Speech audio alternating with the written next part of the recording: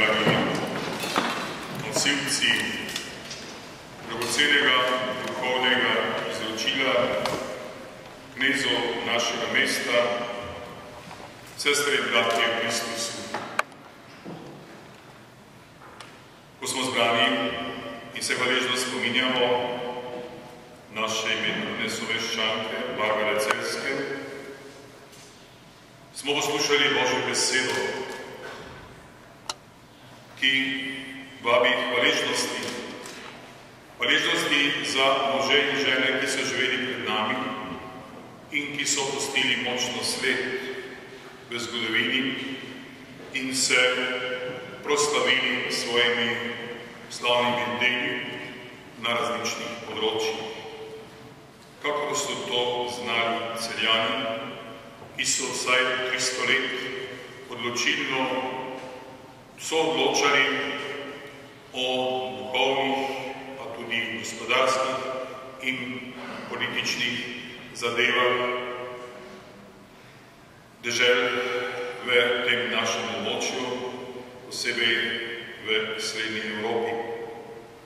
In zato je tako prav in primerno, da ohranjamo in negujemo ta spomin in pomagamo zgodovinarjev, da bi se rešili vseh mitov, tako v pozitivni ali negativni smeri, in bi v vsej čistosti zablestela vloga in pomen celjskih knezov, ki so, dobro vemo, išli iz domačega plemstva, rodbine na Žolniškem gradu in potem so odločali o usodi takratnega sveta vse do tragične smrti zadnjega Celjana v Beogradu. In v tej dolgi vrsti teh osebnosti je danes pred nami na poseben način Barbara Celjska, žena rimsko-nemškega, ugarsko-češkega kralja Sigismunda Luksemburškega, ko je bila z njim krona leta 1414 v Aachenu. Komaj slutimo, kaj bi naj to pomenilo za tisti čas, ali da se je skupaj z možem Sigismundom udeležila vsaj nekaj časa koncila v Konstanci 1414-1418. In če malo vprašamo zgodovinarje, vemo, da so se tam odločale pomembne zadeve z življenje cerkve in tudi življenje takratne Evrope. In Sigismund je odlično posegal in tudi, če bilo treba, in bilo je treba, miril tudi škofe in cerkvene dostojanstvenike, da so se držali nekako svojega, bi rekli, prvotnega popravila in oznanjevanja evangelija vsem stvarstva. Tako se pišejo zgodovinarji. In smo zato zelo hvaležni. In potem cela vrsta drugih dogodkov, tako pozitivnih, kakor tudi tu in tam negativnih, kakor se to posod nekako pojavlja, da se pri vsaki luči tudi najde senca. Toda danes bi želel povedati in naglasiti predvsem to, da so bili Celjani kar po vrsti veliki dobrotniki cerkve in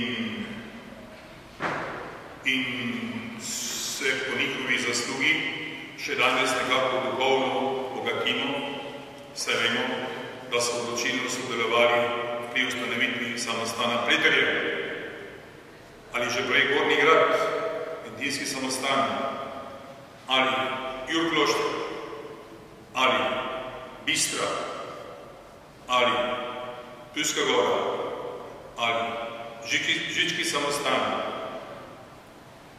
ali da so bili hrvaški bani in dalmatinski bani in upravniki Zagrebške škofije.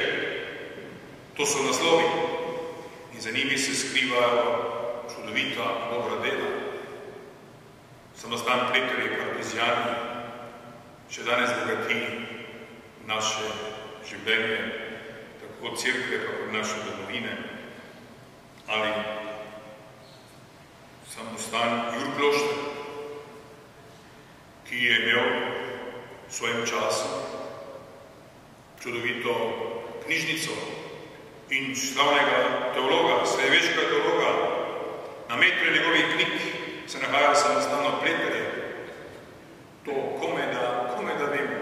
Tudi mi, ljudje cerkve, to premalo poznamo. In vse to se je uresničevalo in ustanavljalo in bogatilo prav v obdobju carskih knezov. In zato smo jim zelo hvaležni. In je zelo prav, da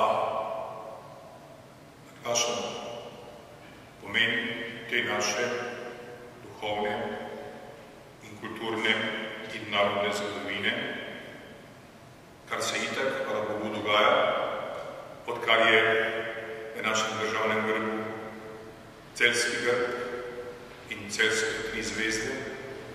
To je samo še vabilo vsem nam, posebej odgovornim našega mesta, da je to spodbuda, da smo vsem luč in zvezda in sol, kakor nas spodbuja sam Jezus v današnjem evangeliju. In modri sirah iz Stare zaveze pravi, njihov spomin ostane, njihova slava ne ugasne. 30 so pokopana v miru, to njihov ime živi od roda do roda. In ljudstvo bodo pripovedovalo o njihovi modrosti in njihovih delih in oznanjala njihovo hvalo.